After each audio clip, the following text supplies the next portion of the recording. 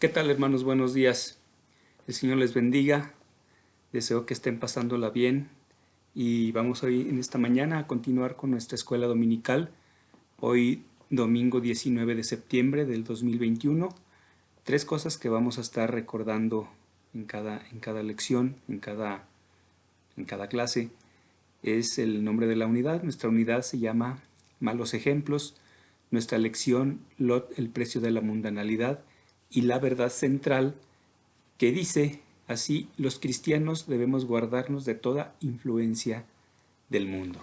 A manera de recordatorio, concluimos el domingo pasado con el punto número 1, que eran los peligros de las malas influencias. Lo dividimos en tres partes.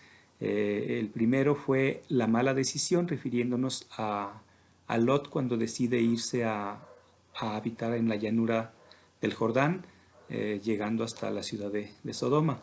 El segundo fue las concesiones provocan conflicto, haciendo referencia a aquellos reyes que combatieron en aquel valle y bueno, el rey de Sodoma fue severamente afectado y obviamente Lot también sufrió las consecuencias. Se lo llevaron preso, se lo llevaron cautivo.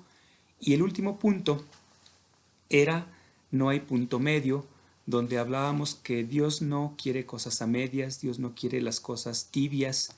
A Dios hay que entregarle toda nuestra vida, todo nuestro ser, todos nuestros proyectos, todas nuestras cosas, todo está en sus manos.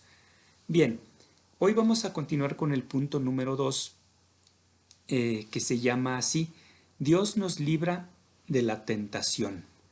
Bueno, creo que la familia de Lot ya había sufrido mucho, ya había pagado ciertas consecuencias por las decisiones que Lot había tomado cuando decide separarse de Abraham y deciden ir a la llanura. Obviamente esto los llevó al conflicto que hubo entre aquellos reyes, donde la familia fue severamente pues afectada, lastimada, y además estaban ya envueltos en el ambiente de la ciudad de Sodoma. Recuerdan que la ciudad de Sodoma era una ciudad donde el pecado reinaba, donde el pecado abundaba y toda la gente tenía esas costumbres, tenía malos hábitos, tenía cosas muy arraigadas cosas que al Señor no le agradan. Entonces era una ciudad llena de pecado. Y, y bueno, también hemos comentado que el pecado trae consecuencias severas con el tiempo. Quizá de momento no lo ves, quizá de momento te resulta atractivo, divertido y hasta inofensivo, pero cuando se adentra uno en un ambiente eh, donde la maldad empieza a absorberte, a jalarte, pues con el tiempo todo ello trae sus consecuencias. Bueno, todo esto lo traigo a la mente de ustedes porque pues todas estas son las bases que vemos para llegar al final de las consecuencias que hubo en la vida de Lot y su familia, consecuencias muy, muy severas. Y, y es que, hermanos, la perversión que había en la ciudad de Sodoma era tan grande, era tan notoria, tan a la vista del mundo y sobre todo a la vista de Dios, que Dios había decidido destruir la ciudad completamente. Entonces, por eso mencionamos que el pecado trae sus consecuencias y Lot, en este caso, se vería envuelto en, en, una, en una trágica situación que, que lo llevaría a una catástrofe, a un desastre total en la vida y la familia de Lot. Recuerdan, hermanos, que Abraham era un hombre justo, era un hombre que hablaba con Dios directamente, que él podía estar cara a cara con Dios y, y Dios le hace sentir a Abraham, le hace saber a Abraham que la ciudad de Sodoma tiene que ser destruida. Otra vez Abraham recuerda que Lot está en esa región, que Lot habita esa parte de la tierra, y entonces empieza esa conversación. Fíjense, hermanos, qué confianza había, qué fe tan grande había en Abraham, que Abraham trata de hacer hasta un tipo de negociación con Dios, refiriéndose a Lot, porque Lot estaba en esa ciudad que iba a ser destruida próximamente, y empieza Abraham a hacer ese tipo de negociación y le dice a Dios, dice, oye, ¿y si hubiera 50 justos, perdonarías la ciudad? Y Dios le da una respuesta, le dice, por 50 claro que la perdonaría y no la destruiría. Y entonces Abraham le va bajando la cuenta y luego le ofrece 40 y luego se va a 30, no, primero a 45 y luego a 40 y luego a 30 y luego a 10 justos. Y la respuesta hasta aquí de parte de Dios era que por esos 10 justos él perdonaría a la ciudad y no la destruiría. Pero hermanos, la ciudad fue destruida, entonces quiere decir que no había 10 justos. No sé si había 9, no sé si había 8, pero 10 no los había. Si hubiera habido 10, la Biblia dice que por 10 Dios hubiera perdonado la ciudad, pero no lo sabía. No sé si Lot era el único justo, no sé si Lot era el único hombre bien visto a los ojos de Dios, aunque su vida estaba siendo ya vulnerable por el ambiente, por las costumbres, por los hábitos que había en la ciudad, pero 10 justos no lo sabía. Y así se fue bajando la cuenta, ¿verdad? 50, 45, 40, 30, 20 y 10. Y la ciudad finalmente es destruida. Pero bueno, antes de que la ciudad sea destruida, podemos ya ver algunos cambios en la vida de Lot. ¿Qué cambios podemos ver en la vida de Lot? Para esto vamos a irnos al libro de Génesis, capítulo 19. Voy a esperar un momentito por si alguno de ustedes lo quiere buscar ahí en su casa. La cita, Génesis 19 del 1 al 3. Dice así, Génesis 19, 1, 2 y 3. Llegaron pues los dos ángeles a Sodoma a la caída de la tarde, y Lot estaba sentado a la puerta de Sodoma. Y viéndolos Lot se levantó a recibirlos y se inclinó hacia el suelo, y dijo, ahora, mis señores, os ruego que vengáis a casa de vuestro siervo, y os hospedéis y lavaréis vuestros pies, y por la mañana os levantaréis y seguiréis vuestro camino. Y ellos respondieron, no, que en la calle nos quedaremos esta noche. Mas él porfió con ellos, y se fueron con él, y entraron en su casa, y les hizo banquete, y coció panes sin levadura, y comieron. Hasta aquí es nuestra lectura. ¿Qué cambios podemos ver en la vida de Lot? Bueno, Dios había enviado estos dos ángeles con el fin de rescatar a Lot y a su familia de la destrucción que se avecinaba, que vendría próximamente. Y yo no sé, hermanos, si, volviendo a la conversación entre Dios y Abraham, yo no sé si Abraham ya sintió tanta pena que se quedó con los 10,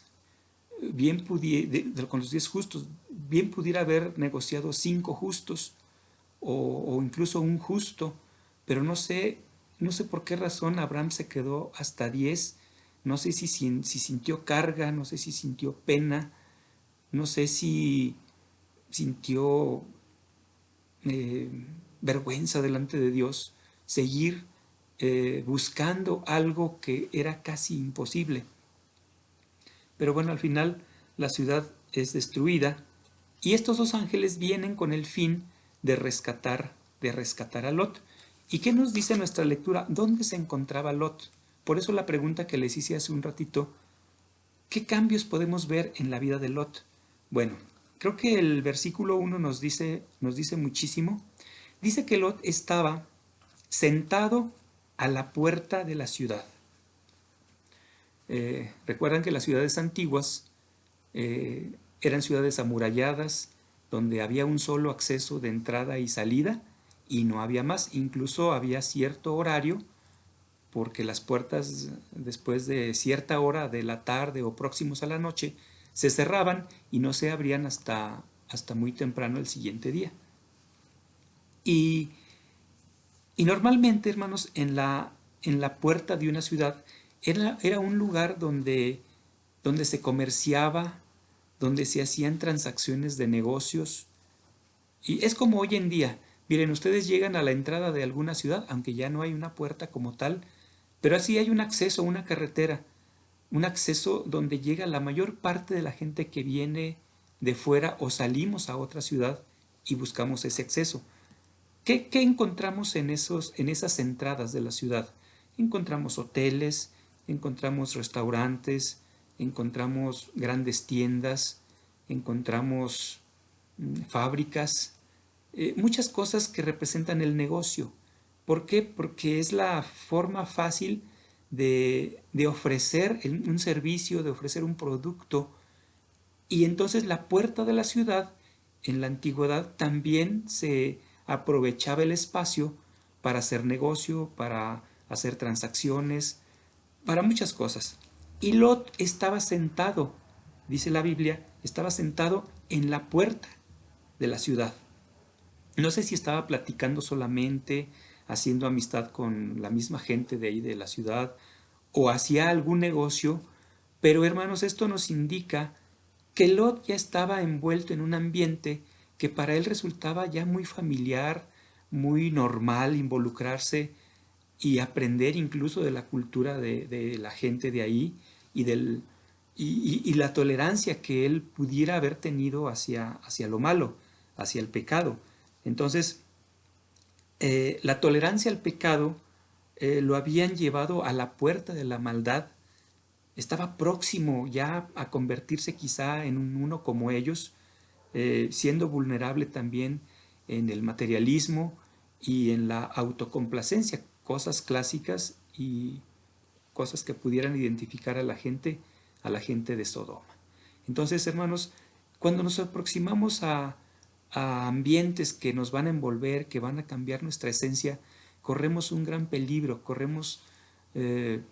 tenemos un gran riesgo de ser envueltos, y no a la primera ni a la segunda.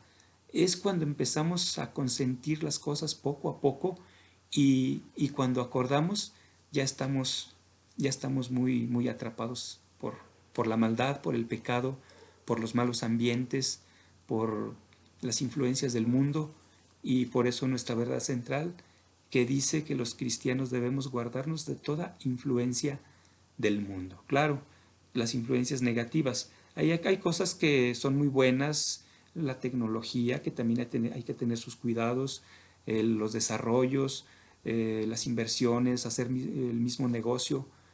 Pero cuando todo eso va a poner en riesgo tu vida y tu relación con el Señor, hermanos, creo que son focos de ponerle atención.